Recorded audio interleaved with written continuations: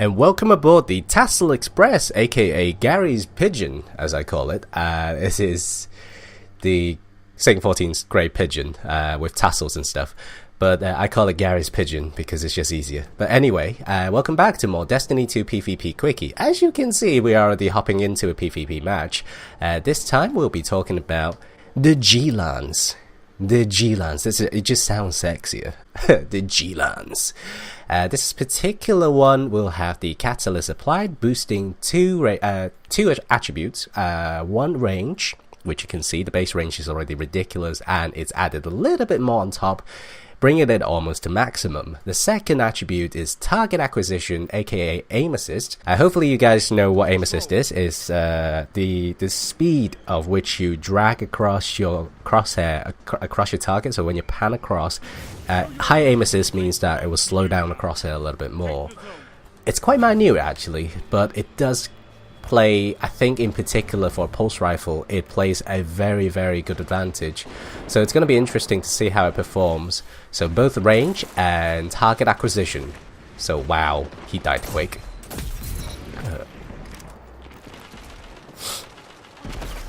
Oh, okay. Wow. Did you guys see how quick that was? This is not even kind of medium range, so you could argue that this is actually long range engagement, and it's still absolutely killing. I am shocked at really how overpowered this thing can be if you find the right engaging distance. Anyway, but I've been informed by a member from my clan is that there seemed to be a glitch going on at the moment in PvP. Now, the glitch specifically can be applied to all guns. It's like a cancelling trick, apparently, that allows you to shoot any gun in slightly kind of rapid-fire mode, almost. So the... Wow, okay, I'm dying. Oh, dear. But yeah, the rapid fire mode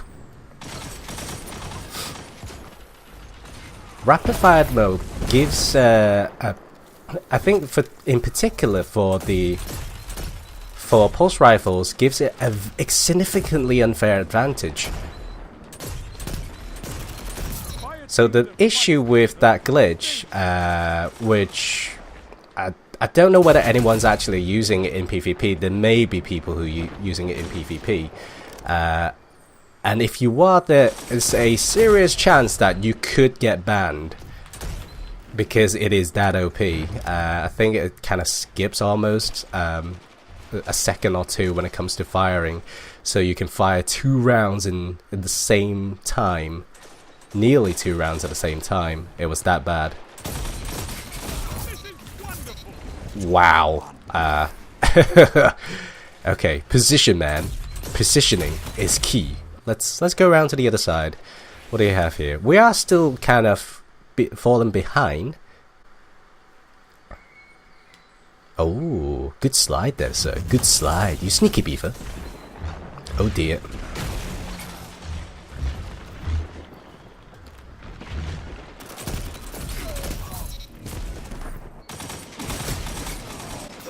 Oh ho ho ho! We got killed by a level 6. Bet he's feeling very salty at the moment. 5 minutes. Could go your way. Could go there. Ah, dang it. That is so bad. Anyway, maybe I can redeem myself now.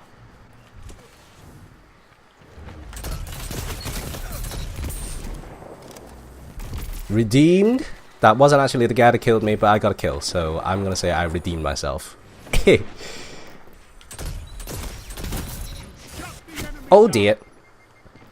Well, I got a shutdown.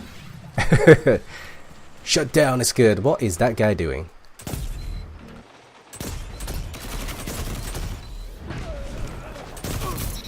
Nice.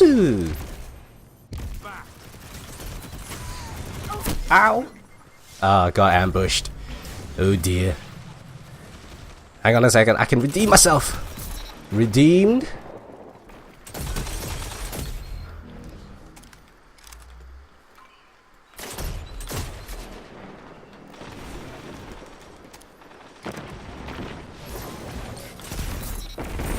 Nice.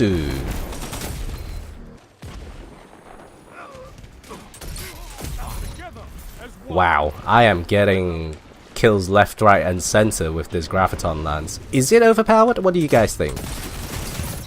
Oh dear. Well, I got one more kill there. We're still losing though, because we're not actually playing control. Maybe I really should. Hang on.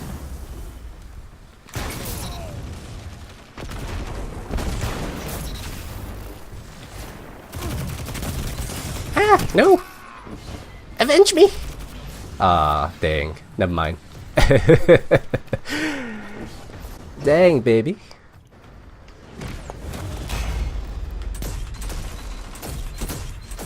Oh dear.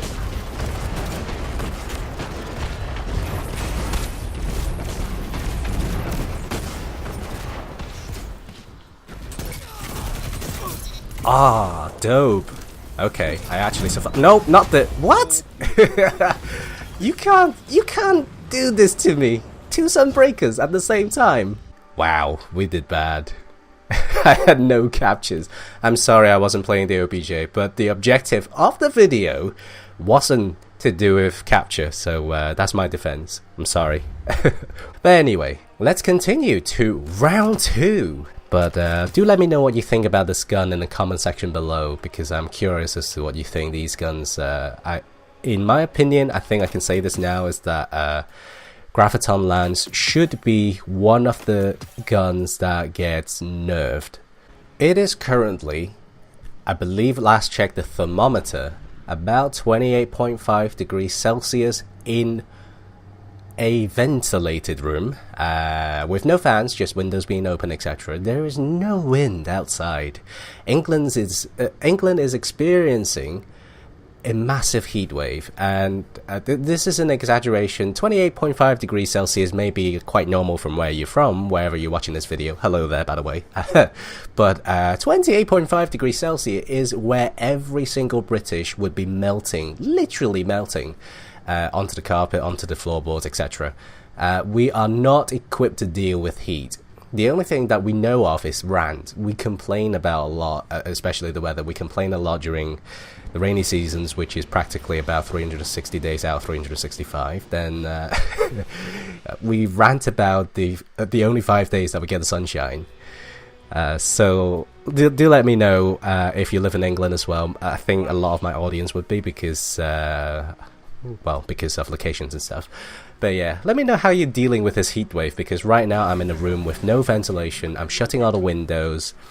I'm shutting all the doors to reduce echo. I'm not even turning on my fan to reduce the background hum. And I'm currently, you know, I am probably literally the hottest guy ever around this particular area where I'm living.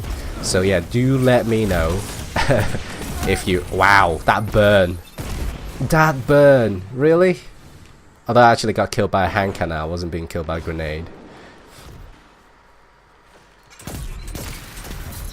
Okay, I may have just interrupted another person's 1v1 shootout as well.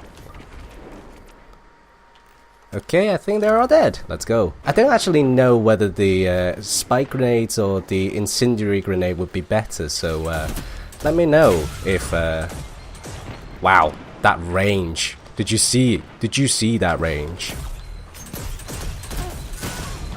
Ah, dang it. Okay, close range on Graviton Lance is probably not the best thing that you can use. I'm not getting like a single kill. There we go. Got a kill, finally. Let's get that orb. Orbs actually do disappear, do you know?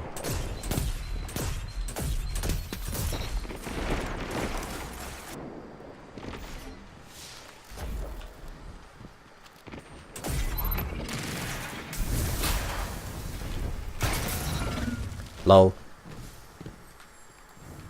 Oh, power ammo. Alright, come over here. I know you want to. La la la la la la la la la. I like your style.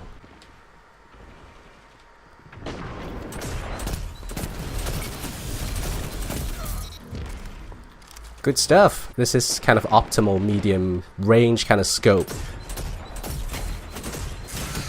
dear.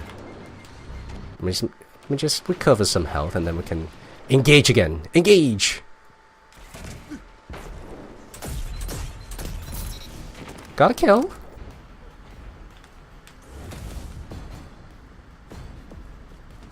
Alright, let's try to get back on this side.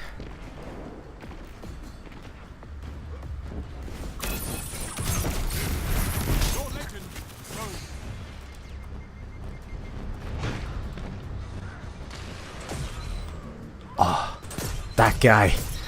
I can get that guy. Wow, crap. Wow, okay. 2 people. Yeah, there's no way. Actually, we are slightly getting better on 41, 44. It's a pretty close match. This makes the gun interesting, actually. Oh, come on. Let me have time to just at least square off and get a shot. Alright, let's do this.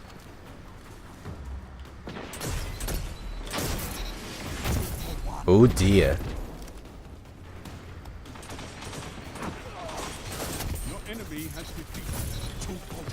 What? 50-45, come on. We were so close.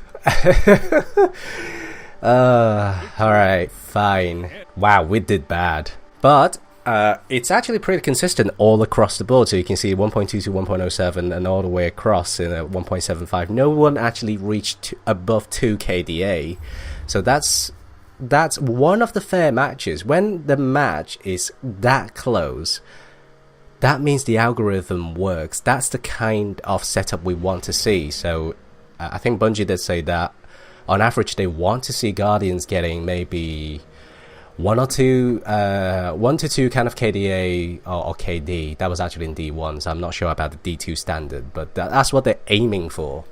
And it makes the match more fun, so I agree with that. It's more tolerable this way compared to, you know, getting team shot all the time. Let's do a quick summary of what we think about this gun. So Graviton Lance, along with the catalyst applied, we definitely saw a lot of almost overpowered kind of long distance damage.